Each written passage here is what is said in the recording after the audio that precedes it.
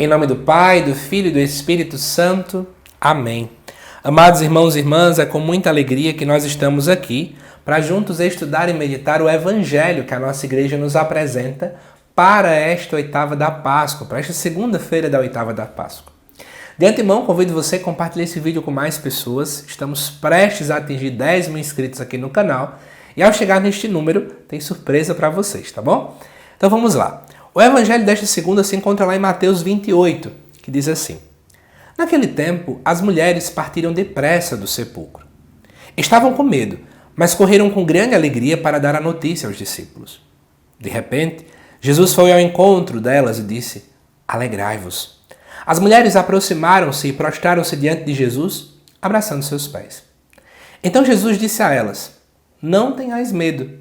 Ide anunciar aos meus irmãos que se dirijam para a Galileia. Lá eles me verão.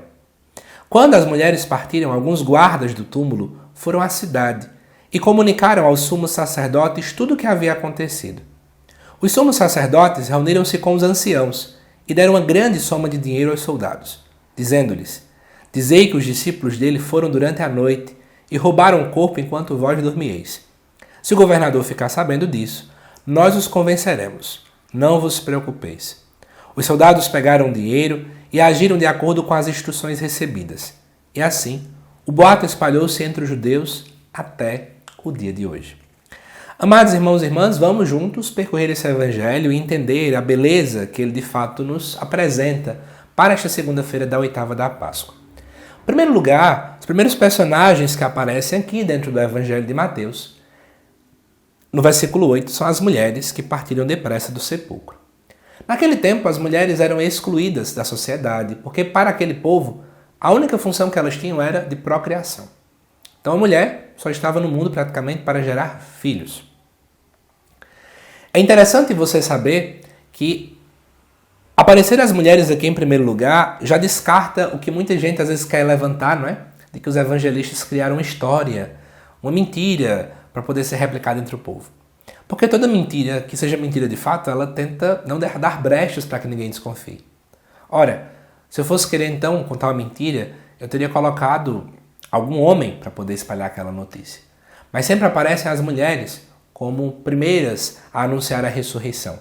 Aquelas que ninguém dava crédito algum, são elas as que Deus primeiramente aparece. É sempre Deus que escolhe os rejeitados, os excluídos, o que ninguém dá nada. Paulo já coloca um pouco dessa teologia, né, naquela frase que ele diz que Deus escolheu, né, os fracos para confundir os fortes. Mas aí, continuando, aqui diz ainda no versículo 8 que elas estavam com medo, mas que elas correm com grande alegria para dar a notícia aos discípulos. Né? Então, na verdade, elas ficaram com medo dentro daquela situação, mas elas correm com grande alegria. Amados irmãos e irmãs, quem ama tem pressa. Quem ama não permite com que o medo paralise e o vença. Mas quem ama permite com que o amor o mova. Com que o amor o movimente. Com que o amor gere vida. E aí no versículo 9 diz que Jesus vai ao encontro delas e diz apenas uma frase: Alegrai-vos. Jesus então aproxima-se, prostra-se, né? Elas se aproximam-se, prostram-se diante de Jesus e abraçam seus pés. Então Jesus vai dizer a elas. Primeira coisa que Jesus fala: não tenhais medo. Segunda coisa que Jesus fala: ide anunciar aos meus irmãos. Terceira coisa: para que se dirijam para a Galileia. Não é? Quarta coisa: lá eles me verão. Quero falar sobre isso. Primeira coisa que a Páscoa deseja nos dar como lição: nós não devemos ter medo. Gente, a Páscoa é o oposto do medo. Porque aquilo que o ser humano mais tinha medo, que mais ninguém tinha solução alguma, era a morte. E para a morte, talvez o inimigo mais temido que o povo tinha, Jesus vence. A Páscoa é sinônimo de confiança em Deus. Ele venceu aquilo que era mais temido. Em segundo lugar, é interessante que Jesus dá a primeira missão: ide anunciar aos meus irmãos. Ide anunciar. Ou seja, Jesus diz que a Páscoa também implica na saída, implica na missão. Nós não podemos ficar presos ao túmulo. Nós não podemos ficar ali, talvez, contemplando o túmulo, contemplando, admirando, enfim, mas nós precisamos ir ao encontro do outro.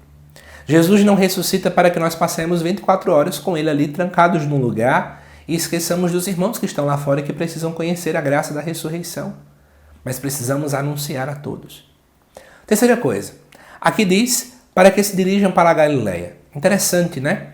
A Galileia foi o local do primeiro encontro que Jesus teve com aquele povo.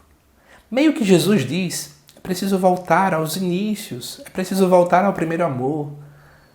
E a gente percebe que isso é verdade porque ele diz, lá eles me verão. Só um coração que volta ao primeiro amor é capaz de ver a Cristo de volta. Somente.